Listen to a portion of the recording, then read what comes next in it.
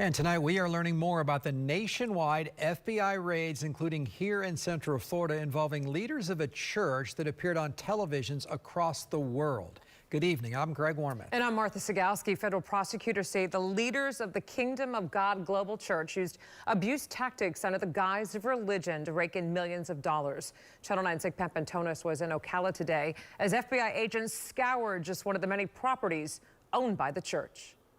There's more excitement around here than we've had since the wild pig. Joseph Hildner said 5 loud booms woke this Ocala community Wednesday morning. A dozen FBI cars descending on this $2.6 million home. They did the same in North Carolina, Tampa, and 5 other properties across the U.S., arresting this man, David Taylor, the so-called apostle of the Kingdom of God Global Church.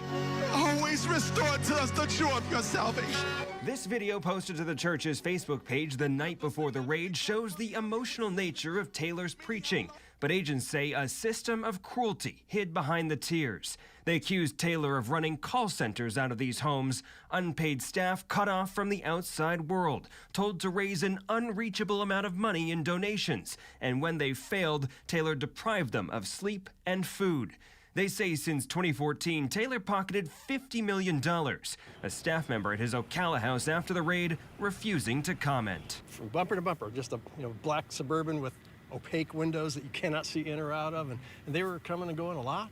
They'll come to his ministry lured through promises of a free housing, free meals. Pete Evans and Barry Bowen investigate religious fraud for the Trinity Foundation and interviewed some of Taylor's staff. They pointed to his far-flung properties and constant attempts to get his viewers to call his church, like you see here, as red flags. They say it's a well-worn playbook. They would believe he's closer to God than they are, and he feeds on people's ignorance.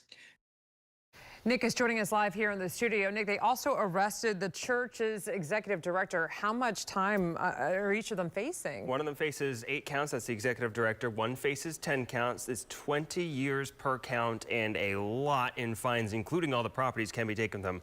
We're going to show you the scale of this operation here. They had staff members working in 4 different states, 2 sites here in Florida. The sermons aired on the Word Network, which is one of the largest religious channels aimed at black churchgoers. And just if you're interested, the money was spent on cars, boats, ATVs, a lot of luxury goods there. And I'm sure. And mansions. And mansions. Story will continue. Nick, we know you'll be on top of it. Thanks so much. Winter